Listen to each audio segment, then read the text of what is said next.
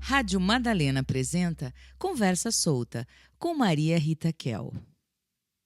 Olá, ouvintes da Rádio Madalena. Estamos começando hoje mais um Conversa Solta. Eu tenho tido aqui a honra de receber pessoas muito queridas e muito ilustres, mas no bom sentido da palavra, não no sentido de gente rica, mas de gente muito atuante, muito importante para a vida brasileira. E hoje recebo uma pessoa que eu fico muito feliz que tenha aceitado o convite, o vereador Eduardo Suplicy, que foi também já deputado, teve uma carreira longa na política. Boa tarde, Eduardo, como vai você? Boa tarde, Maria Rita Kel. É uma satisfação, uma honra para mim participar da Conversa Solta com você. Como você sabe, Eduardo, obrigada, essa conversa é solta, então eu vou te fazer umas perguntas, mas você pode responder e dizer, não, quero falar de outra coisa, não tem problema. Aqui não tem nenhuma formalidade. Se você quiser começar me falando de como é que foi essa última eleição, porque está mais recente na memória dos seus eleitores, inclusive, em que você se candidatou a senador, e qual é a sua análise daquela conjuntura que não permitiu que você fosse eleito? Fale um pouquinho. Bem, você sabe que nos últimos 3 meses, desde que se iniciaram as pesquisas de opinião, eu estive sempre liderando, em primeiro lugar, a escolha para o senador pelos eleitores, e de fato houve como que um verdadeiro tsunami no último dia, nos últimos dias, porque até a véspera do Instituto de Pesquisa, Ibope e Datafolha me davam em primeiro lugar. Então foi de fato surpreendente. Eu tenho tido conhecimento mais recentemente, após as eleições, do número tão grande através das redes sociais, de críticas a mim, muitas vezes feitas de forma indevida, com distorções, inclusive falas minhas que não foram verdadeiras, e procedimentos e valores e tal. E eu até pedi para ser feito um levantamento sobre isso, ainda na próxima segunda-feira, dia 22, na semana do 22 de agosto da PUC, me convidaram para, na abertura deste seminário, às 9 horas da manhã, falar a respeito justamente deste efeito das chamadas fake news, notícias falsas que prejudicaram a mim bastante e estão prejudicando o Fernando Haddad na sua eleição, inclusive com referência à minha pessoa sobre ações e fatos que não são as minhas, mas está lá com foto minha e tudo, e certamente para prejudicar a candidatura de Fernando Haddad. Eu acabo de ouvir no rádio aqui que a presidenta do PT, Gleisi Hoffmann, teve 1h30 de diálogo há pouco com a presidente do TSE, Rosa Weber, onde expressou a indignação e a necessidade da justiça eleitoral coibir a prática até de algo se confirmando completamente ilegal, empresas que resolveram atingir pelas redes sociais de forma intensíssima aos potenciais eleitores e fazendo a campanha, por exemplo, de Bolsonaro e criticando violentamente Fernando Haddad. A questão não é só criticando, é inventando mentiras, né? Porque criticar, a gente critica ele também. Mas com a gravidade de ser empresas que estão fazendo isso, e nesta campanha eleitoral não está permitido a contribuição de pessoas jurídicas. Então, que uma empresa esteja lançando notícias falsas a respeito e pela rede da internet, isso é muito grave. Então o PT está solicitando medidas da parte da Justiça Eleitoral. E o que você acha que se pode esperar da Rosa Weber, que foi a pessoa que, na época do julgamento do Lula, estando 3-3, ela disse que ia votar pela maioria, não havia maioria, e votou pela prisão do Lula? Eu acho que foi precipitada e injusta, porque o juiz Sérgio Moro não apresentou provas concretas de que Lula tenha realizado qualquer ação de enriquecimento ilícito. E ele tem dito que quer ter a oportunidade de comprovar perante a Justiça Eleitoral e o Supremo Tribunal Federal, aos ministros, e eu espero que isso seja feito o quanto antes, que com os seus defensores ele possa demonstrar que não houve qualquer ação que pudesse condená-lo da forma como aconteceu. O senhor espera imparcialidade dela nessa questão, nesse julgamento das fake news, que isso poderia inviabilizar a candidatura do Jair Bolsonaro, não é isso? Nesse momento, se ele for punido? Bem, dependendo da gravidade dos fatos, e se ficar claro que houve um descumprimento da legislação eleitoral e que isso estaria beneficiando Jair Bolsonaro, eu acho que será necessário tomar medidas pela Justiça Eleitoral que possam significar, eventualmente, até a suspensão desse processo eleitoral. Eu espero algo assim, uma vez comprovado que, por exemplo, empresas estejam agindo. Bolsonaro diz que não, mas as evidências que estão sendo agora objeto de investigação dirão o que é que de fato está acontecendo. Bem, obrigada por isso. Vamos tentar ser otimistas, mas é claro que eu não lhe chamei aqui para falar da campanha do Haddad, e sim falar da sua trajetória política. Com respeito eu tinha uma enorme expectativa de ser eleito, de continuar a minha batalha para a construção de um Brasil justo, civilizado, fraterno, solidário e com o aperfeiçoamento das instituições democráticas. E você sabe que eu, durante os meus 24 anos no Senado, consegui que ali fosse aprovado.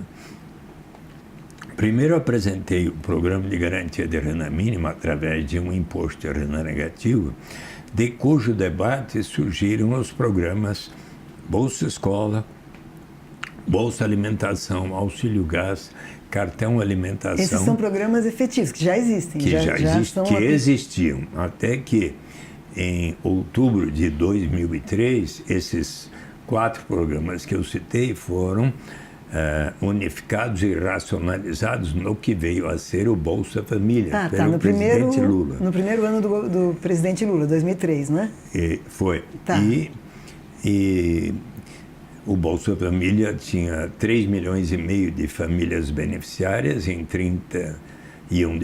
dezembro de 2003 e chegou a 14.204.000 em julho de 2014, durante o governo Dilma, e veio decrescendo, agora está em 13.770.000. Mas ainda é muita gente, 13.700.000, claro, né? São 14 milhões e pouco, dá quase um quarto dos 207, 8 milhões que somos hoje. Então, e a expansão, o programa Bolsa Família, com esta evolução, contribuiu significativamente para diminuir o coeficiente Gini de desigualdade da economia brasileira, bem como diminuir o número de famílias em condição de extrema pobreza, de pobreza absoluta, e isso reconhecido pelo Banco Mundial, pela ONU.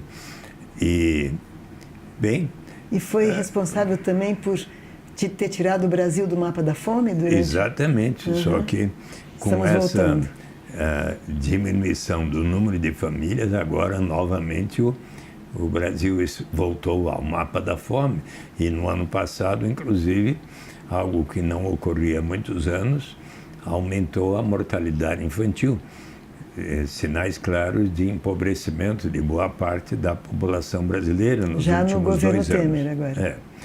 Bem, mas mais e mais estudando as transferências de renda, as formas de erradicação da pobreza, eu fiquei persuadido de que melhor ainda será quando tivermos uma renda básica de cidadania incondicional, universal, para toda e qualquer pessoa, não importa a sua origem, raça, sexo, idade, condição civil ou mesmo socioeconômica.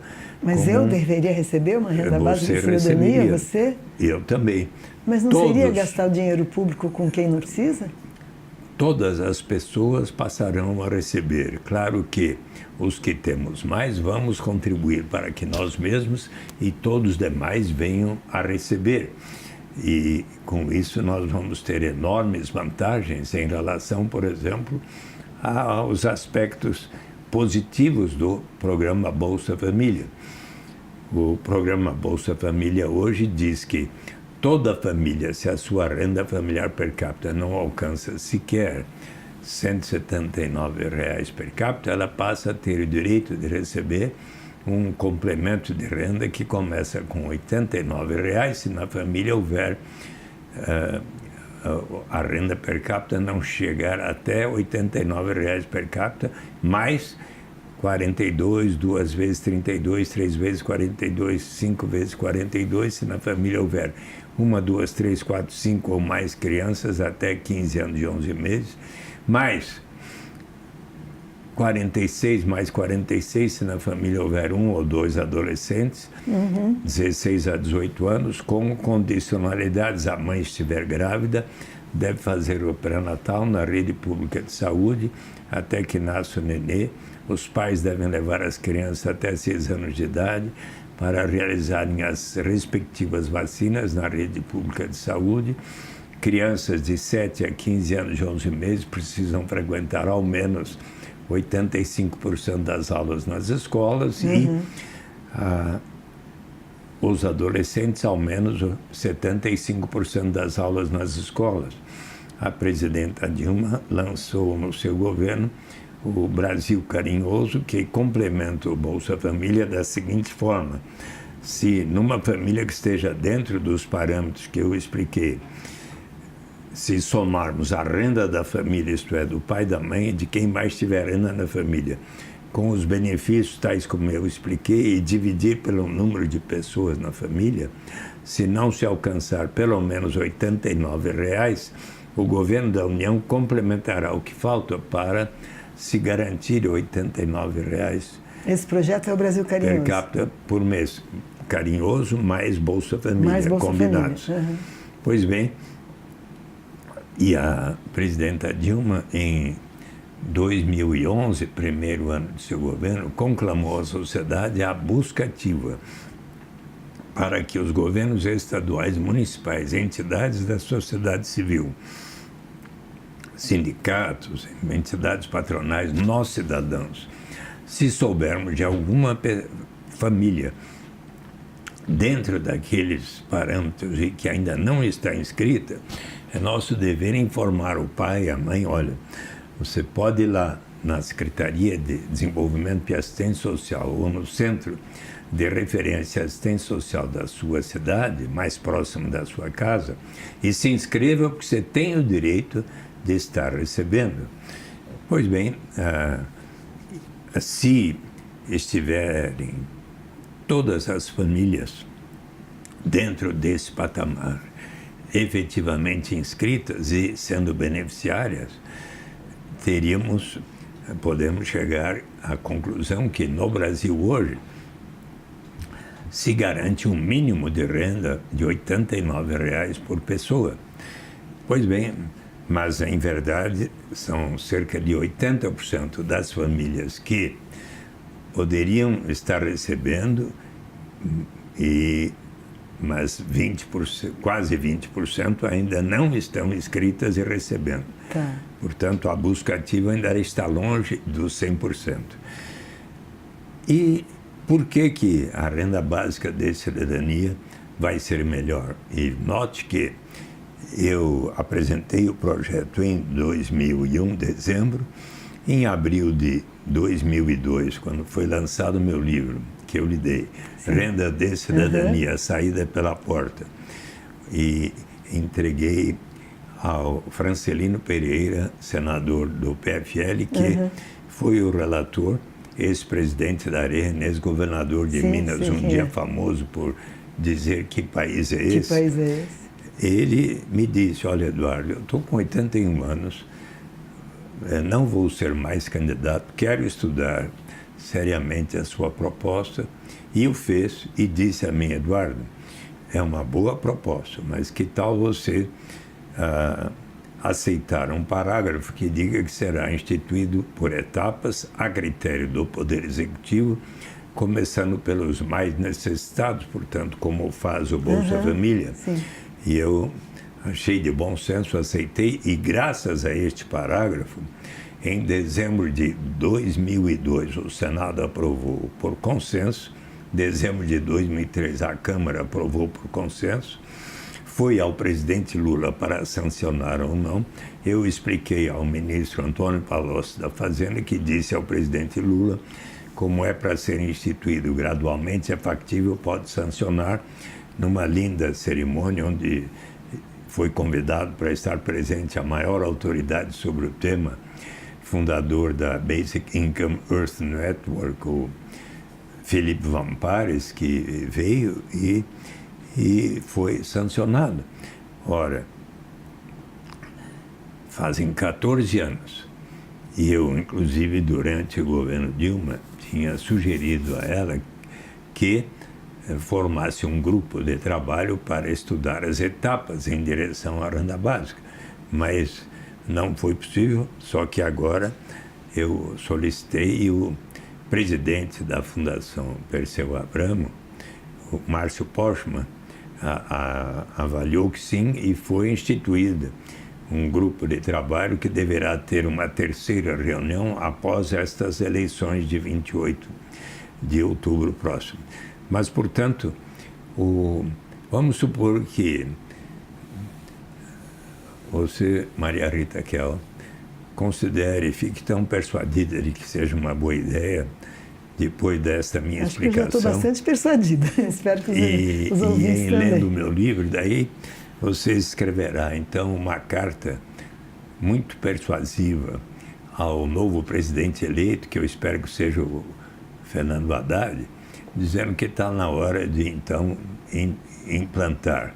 E ele, então, fará todas as modificações necessárias nas transferências de renda atuais e no sistema tributário, se possível. E digamos que na semana de Natal ele anuncie. Note que para explicar Seria Bolsa Família, semana de Natal, eu precisei uns 3, 4 minutos. Veja só a explicação da renda básica de cidadania. A partir de janeiro de 2019, todas as pessoas no Brasil passarão a ter o direito de receber incondicionalmente, até os estrangeiros aqui residentes há 15 anos ou mais, não importa a origem, raça, sexo, idade, condição civil ou socioeconômica, passarão a ter o direito de receber uma renda que, na medida do possível, com o progresso do país, será suficiente para atender às necessidades vitais de cada um. Um dia vamos começar com R$100, um dia vai ser 200, um dia 500, um dia 1.000, mais e mais com o progresso da nação. Vamos começar com 100, um pouco maior do que garantia o Bolsa Família, que era 89, para ser melhor para todos que recebiam o Bolsa Família. E aí nós vamos ter que vantagens? Eliminamos inteiramente a burocracia envolvida em se ter que saber quanto cada um ganha no mercado formal ou informal. Eliminamos qualquer estigma ou sentimento de vergonha. Por isso que o senhor propõe de universal. a pessoa poder precisar dizer eu só recebo tanto, por isso mereço tal complemento de renda. Eliminamos o chamado fenômeno da dependência, que acontece quando você tem um sistema que diz que quem não recebe até certo patamar tem o direito de receber tal complemento. E a pessoa está por decidir, vou ou não iniciar essa atividade que vai me render este tanto. E daí, se começo a atividade, recebo este tanto e vem o governo e me retira o que eu estava recebendo naquele programa, eu talvez desisto e entro na armadilha da pobreza ou do desemprego. Mas se todos iniciarmos da renda básica em diante, sempre haverá o estímulo ao progresso. E é do ponto de vista da dignidade e da liberdade do ser humano que nós temos a maior vantagem. Para aquela moça que, não tendo como dar de comer em casa para suas crianças, para sua avó, resolve vender o seu corpo, para aquele rapaz que, não conseguindo ajudar no orçamento da sua família em casa, resolve se tornar um aviãozinho da quadrilha de narcotraficantes, como, digamos, o personagem do Homem na Estrada, do Mano Brown, dos Racionais MCs. O dia que houver para si e cada membro da sua família uma renda básica suficiente para atender às suas necessidades vitais, esta pessoa vai ganhar o direito de dizer não diante de uma única alternativa que lhe surja pela frente, mas que vai ferir a sua dignidade, colocar sua saúde e vida em risco. Vai poder dizer, agora, graças à renda básica, eu posso aguardar um tempo. Quem sabe fazer um curso aqui na minha cidade, até que surja uma oportunidade mais de acordo com a minha vocação, com a minha vontade. É neste sentido, pois, que vamos elevar o grau de liberdade para todos. Você Essa conseguiu resumir vantagem. O seu livro, claro que é muito mais complexo do que isso, em 15 minutos. Bom, mas é que eu tenho a convicção, olha, mais e mais. Você sabe que outro dia, dia 18 de julho, Nelson Mandela completaria 100 anos. E houve uma homenagem a ele com a participação num estádio de Johannesburg do presidente Barack Obama, que fez uma linda conferência ali para o estádio lotado. E a certa altura, ele começou a falar das desigualdades tão grandes que existem nos mais diversos países, inclusive o lá, Obama falou. Na África do Sul, e chegou a comentar que tem pessoas hoje que têm uma riqueza extraordinária e até mesmo uma dessas pessoas, se de repente ver uma criança maltrapilha, com fome e tal, essa pessoa vai ter a vontade de ajudar aquela criança.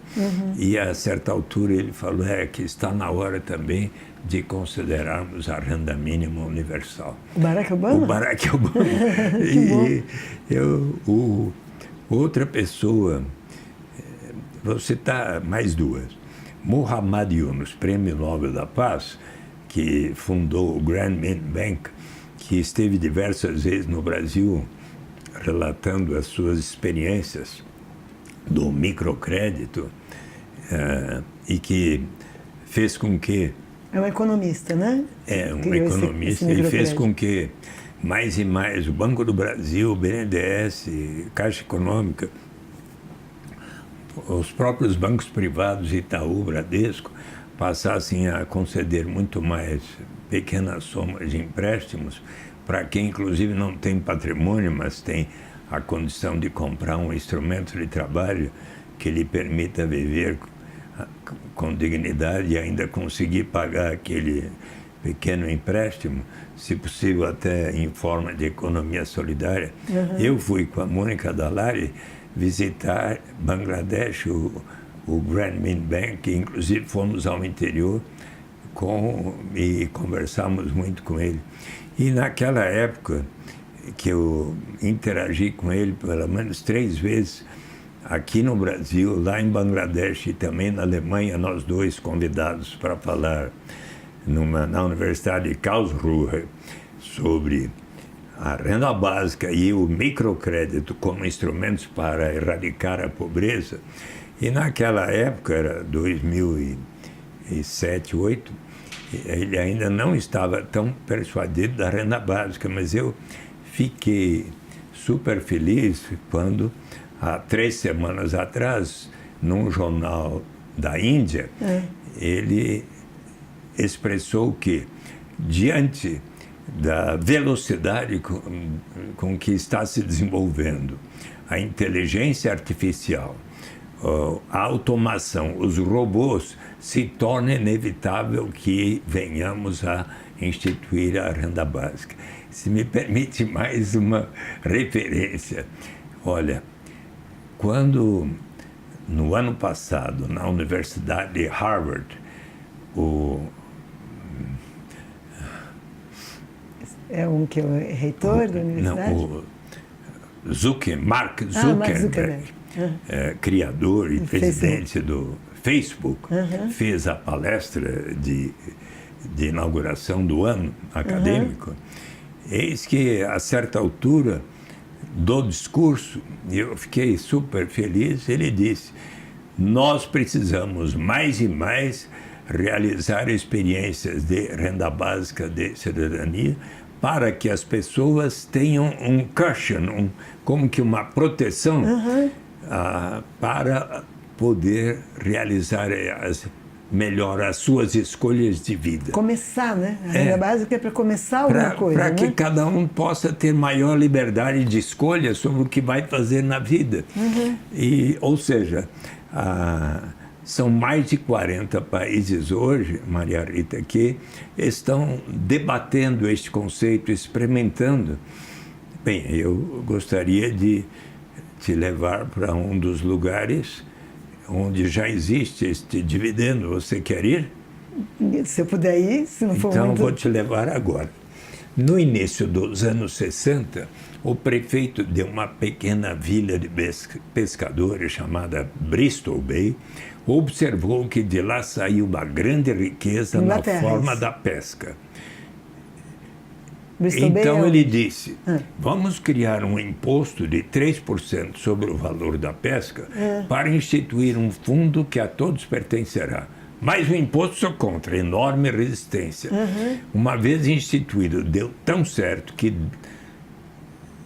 10 anos depois ele se tornou governador J. Hammond do Alasca, estado do Alasca, que ao final dos anos 60 descobriu, como nós na camada pré-sal do Atlântico, enorme reserva petrolífera na Baía de Prudhoe. Então ele disse, em 1976, o Alasca tinha 300 mil habitantes, hoje 750 mil. Nós precisamos pensar não apenas na geração presente, mas na vindoura, porque o petróleo não é renovável.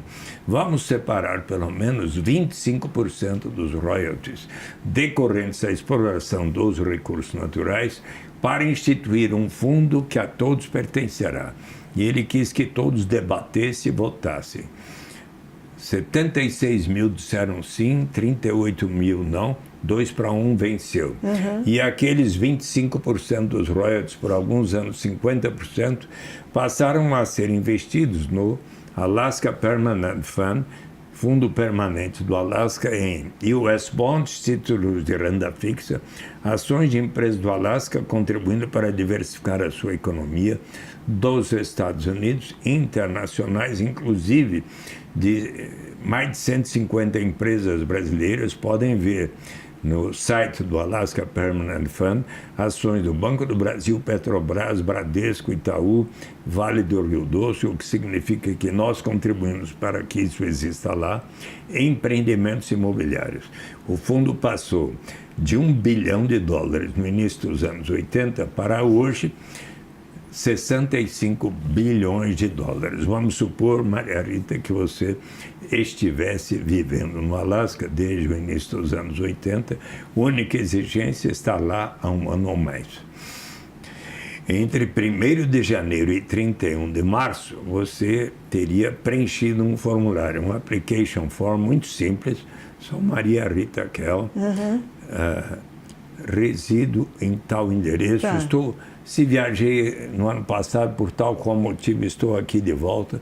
Responde por suas crianças até 18 anos, que recebem, igual para todos. Trabalho em tal endereço. Não precisa dizer qual a sua remuneração, nem seu patrimônio acumulado, igual para todos. Poucas perguntas adicionais. 2 pessoas que lhe conhecem testemunham. Essa declaração é verdadeira. Se assim você tivesse feito no Alasca, nos primeiros anos 80, teria recebido por ano 300, depois 400, 500 e poucos dólares. Quando o preço do petróleo foi lá para cima, 2008, chegou a 3.269 dólares por pessoa. Por ano. Por ano, digamos, pai, mãe, 3 crianças, 16.300 dólares aproximadamente, pelo direito de todos partilharem da riqueza do estado do Alasca. Consequência, 1980, Alasca, o mais desigual dos 50 estados norte-americanos. Hoje, junto com Utah e Alasca, os mais igualitários dos Estados Unidos. Que genial. E constitui suicídio político para qualquer liderança propor o fim deste sistema. Eu estive no Alasca por 7 dias em 1995 e pude ali testemunhar, fui visitar a sede do Alaska Permanent Fund, passei 7 dias perguntando para as pessoas o que achavam e todos acharam muito positivo. Em 2016 eu fui para Macau, ex-colônia portuguesa, desde o início do século XVI. Quando houve a vitória de Mao Tse-tung e foi formada a República Popular da China, quase todas as colônias foram absorvidas, salvo Macau de Portugal e Hong Kong da Inglaterra. Mas eis que em 1999 Macau foi absorvida pela República Popular da China, porém com uma legislação autônoma. De 99 para 2000 permitiram que houvesse cassinos. Hoje Macau tem mais cassinos que Las Vegas, tão conhecida por seus cassinos. E passou a ter uma receita muito grande, tem 700 mil habitantes e muitos cassinos e hotéis e tudo.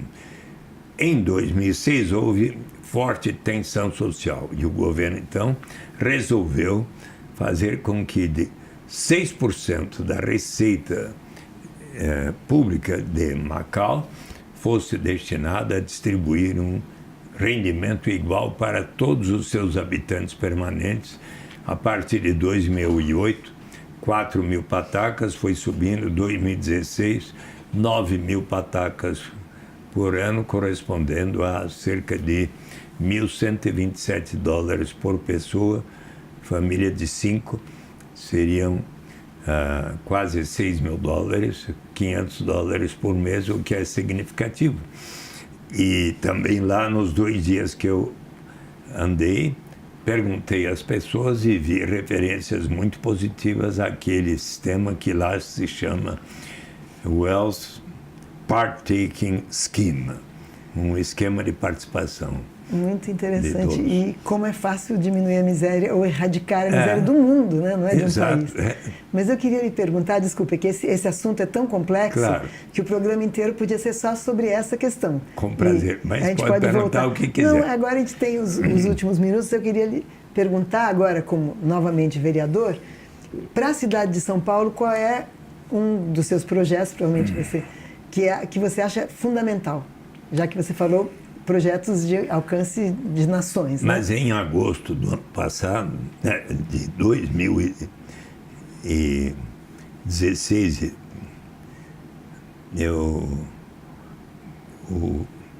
acho que desde 2015, o Fernando Haddad fez com que, estimulou que 6 secretarias diferentes, inclusive a minha, formassem um grupo de trabalho para formular um projeto de lei para instituir a renda básica em São Paulo. Em São Paulo.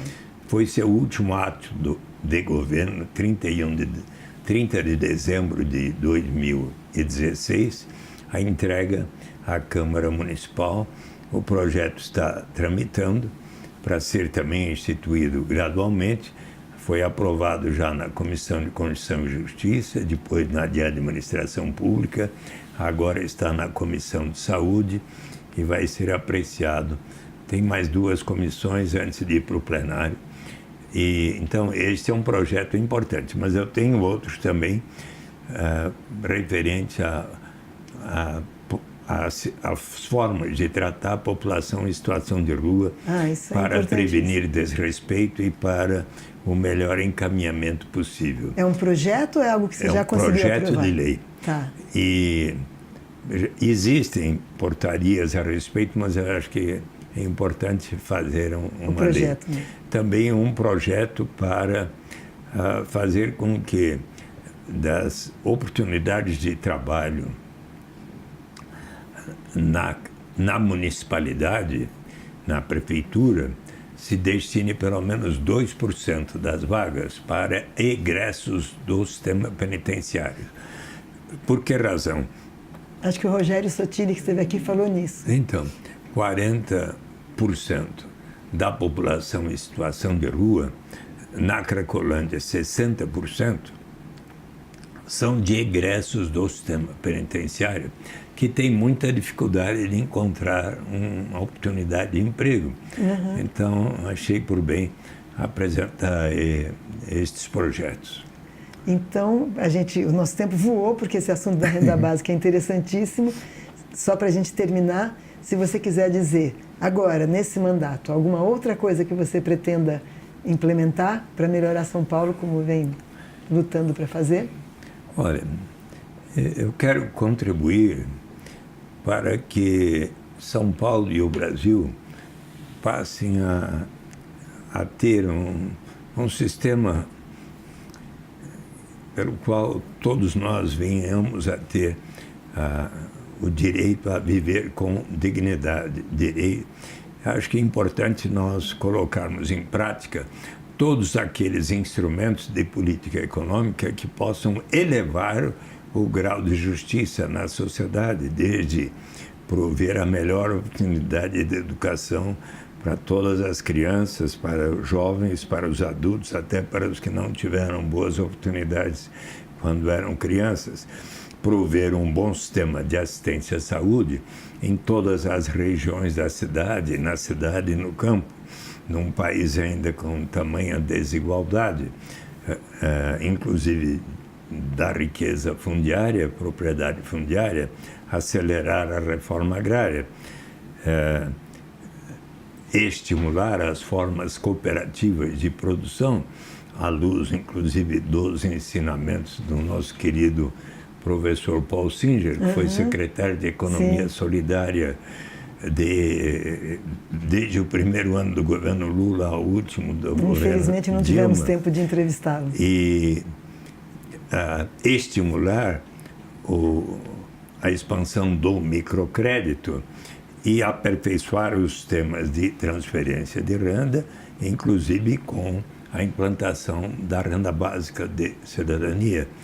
Então, eu quero muito que, inclusive nesta importantíssima decisão que vamos ter dia 28 de outubro, que possam os brasileiros escolher muito mais aquela pessoa que, ao invés de querer acabar com a criminalidade violenta através de mais armas, de mais violência, possa seguir a lição de Thomas More em Utopia. Posso terminar com ela? Pode, claro. Por No favor. livro primeiro de Utopia, há um diálogo entre um cardeal morto, um amigo de Thomas More, o Gilles, era na Bélgica, e o viajante português Rafael Itlodeu. Itlodeu significa um contador de histórias. E então, eles estão debatendo que a pena de morte instituída na época na Inglaterra não havia causado a diminuição dos assaltos, roubos, assassinatos. E eis que Rafael Itlodeu pondera: muito mais eficaz do que infligir estes castigos horríveis, aqui não tem outra alternativa senão de primeiro tornar-se um ladrão para daí ser transformado em cadáver, é você assegurar a sobrevivência das pessoas. E com base nesta reflexão, um amigo de Thomas More, o espanhol Juan Luis Vives, escreveu um tratado de sobrevivência para o prefeito da cidade flamenga de Bruges, onde pela primeira vez propõe a sobrevivência dos habitantes de Bruges. Que genial, quer dizer, isso uma utopia de 5 séculos atrás, 5 séculos e meio. O Thomas More é considerado um dos que melhor fundamentou o direito à renda básica. É século XVI, não é? Exatamente, há 502 anos. Acho que eu lhe contei que uma boa coisa aconteceu comigo, dia 2 de fevereiro de 2016, quando a Universidade Católica de Louvain comemorou uma linda cerimônia num teatro para mais de 2.000 pessoas os 500 anos de Thomas More. E nesse dia o reitor da universidade concedeu o título de doutor honoris causa para Jimmy Wales, o criador da Wikipedia, por sua contribuição para a democratização da informação pela humanidade. A arquiteta italiana Paola Vigano, por ter tanto contribuído por suas obras para o direito à cidade democratizado. E a este seu amigo, Eduardo pela quem foi? persistente e longa batalha em favor da renda básica no Brasil e no mundo. Eu fiquei super feliz. Bom, estamos nós dois comovidos com esse, de maneira excelente de encerrar nossa conversa por hoje, que nós voltaremos. E eu quero aproveitar aqui para convidar você e as pessoas que quiserem, os ouvintes da Rádio Madalena, a equipe técnica, no domingo. Nós faremos no Largo Paissandu, eu digo porque eu estou incluída, mas não tem dono, um ato contra o fascismo. Que não, bom. Desculpe, não vai se chamar ato contra o fascismo, vai chamar um ato pela democracia. Pela democracia. Claro, é propositivo, não positivo. É? Exatamente, propositivo. E que horas vai ser? A partir das 12 vão ter, chama Samba pela Democracia. Samba então pela vai ter democracia. muitos sambistas, a Alessi Brandão já confirmou. Que ótimo. Estamos tentando a Elza Soares, se ela tiver condições de saúde de ir, porque ela, se tiver, ela vai. Então, ainda ontem eu com a Joyce Berta estivemos no Teatro Oficina superlotado. Sim, eu soube. Porque a comunidade negra ali fez um encontro também historiando tudo o que aconteceu desde a escravidão até hoje, mas dizendo da importância de lutarmos pela democracia, e todos ali se pronunciaram em favor do Fernando Haddad para presidente. Estamos juntos nessa. Muito obrigada. Até a próxima.